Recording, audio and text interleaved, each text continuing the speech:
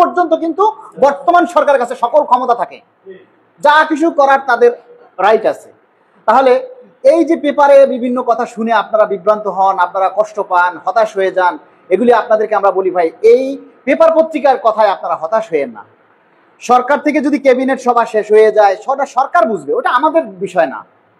আমাদের দাবি হচ্ছে পে স্কেলের গেজেট চাই। আমরা এখন ক্ষুধার্ত। সারা বাংলাদেশের 18 লক্ষ সরকারি কর্মচারী এবং সব মিলিয়ে 22 লক্ষ, ডিফেন্স, স্বায়ত্তশাসিত, রাষ্ট্রায়ত্ত ব্যাংক, আর্থিক প্রতিষ্ঠান, আধা সরকারি, সব মিলে প্রায় 22 লক্ষ সরকারি কর্মচারী, সবাই এখন ক্ষুধার্ত। আমার সেক্রেটারি সবসময় বলেন যে ক্ষুধার্ত বাঘের সামনে কোনো কিছু নিস্তার নেই, তারা যা খুশি তা খেয়ে ফেলতে পারে। তো কর্মচারীরা এখন ক্ষুধার্ত, 10 বছর তাদের বেতন বৃদ্ধি নেই। আমরা চাই আমাদের পে স্কেলের গেজেট। এখন সরকার ক্যাবিনেট সভা করবে না কি করবে, this is not my business, ওটা আমাদের বিষয় না। আমাদের বিষয় হলো আমরা গেজেট চাই। এখন বিষয়টা হচ্ছে কমিশনকে কিন্তু সরকার 6 মাসের সময় দিছে, তাই না? আমি অফিসিয়ালি ভাবেই বললাম, কমিশনকে 6 মাসের সময় দিছে। 6 মাসের মধ্যে তারা তাদের রিপোর্ট দিবে। আমরা দাবি জানাচ্ছি, সারা বাংলাদেশের কর্মচারীদের পক্ষ থেকে আমরা দাবি জানাচ্ছি যে না, আমরা 6 মাস পার হলে নির্বাচিত সরকারের অধীনে চলে যায়, তাহলে আর আমরা হতাশ হয়ে যাব, আমরা আর হয়তো না পাওয়ার সম্ভাবনা বেশি। তো সেই ক্ষেত্রে আমরা বলছি যে আমরা নভেম্বর ডিসেম্বরের মধ্যে, এবং আপনারা এই কথাও শুনেছেন যে অর্থ উপদেষ্টা মহোদয় এবং আরো অন্যান্য যারা আছেন তারা কিন্তু বলেছেন যে ডিসেম্বরের মধ্যেই কিন্তু পে স্কেল বাস্তবায়ন হবে, জানুয়ারি 26 থেকে কার্যকর হবে। এই কথাগুলি জাতীয় মাধ্যমে এসেছে এবং বিভিন্নভাবে অর্থ উপদেষ্টাও বলেছেন, এবং কিছুদিন আগে প্রধান উপদেষ্টা মহোদয়ও কিন্তু এই জাতীয় বেতন স্কেলের সাথে সভা করেছেন। তিনি সেখানেও বলেছেন যে নির্দিষ্ট সময়ের আগেই যাতে রিপোর্ট জমা দেওয়া হয়। আপনারা শুনছেন না?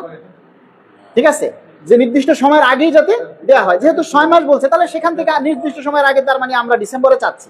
এখন সরকারকে তো ভাই আমাদেরকে একটু সময় দিতে হবে, তাই না? পে কমিশন এই যে আজকে 27 তারিখ, আমরা যতটুকু জানি অক্টোবরের পরে আর কোনো সংগঠনের সাথে বা কোনো প্রতিষ্ঠানের সাথে মত বিনিময় হবে না। অক্টোবরের মধ্যেই এই সকল সংগঠন বা পরিচালনা প্রতিষ্ঠানের সাথে আলোচনা শেষ। হ্যাঁ, এখন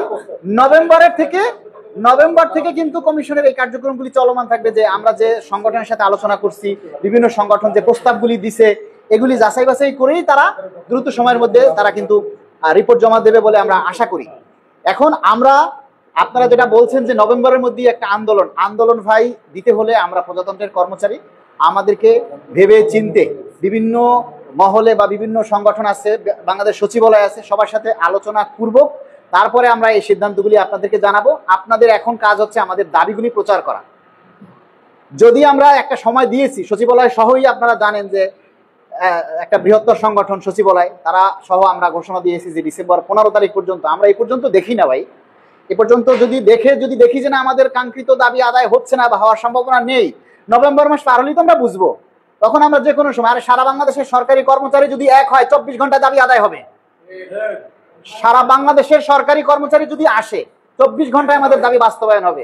আমরা এমপিভুক্ত শিক্ষকদের কাছ থেকে শিক্ষা নিয়েছি, আমরা প্রয়োজনে শহীদ মিনারে অনশনে করব, অবস্থানে যাব, কোনো সমস্যা নেই, আমাদের দাবি ইনশাল্লাহ আদায় হবে। শুধু আপনাদেরকে মাঠে আসতে হবে। তো আপনারা সবাই শান্ত থাকবেন। ধন্যবাদ। মানে আপনাদেরকে দাবি আদায়ের জন্য আপনারা দাবি তোলেন, ইনশাল্লাহ আমাদের পরবর্তী সিদ্ধান্ত আলোচনা সাপেক্ষে আসবে। সবাই ভালো থাকবেন। আসসালামু আলাইকুম।